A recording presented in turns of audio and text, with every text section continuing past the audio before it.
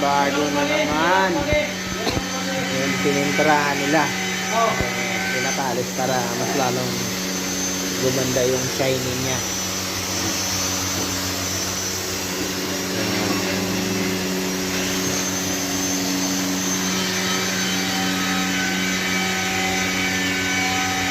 Yung ating master Sultan Tagason, the master. tagason. Paint master.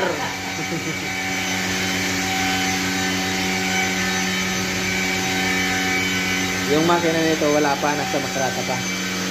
Kaya dito natin na yung kakabit.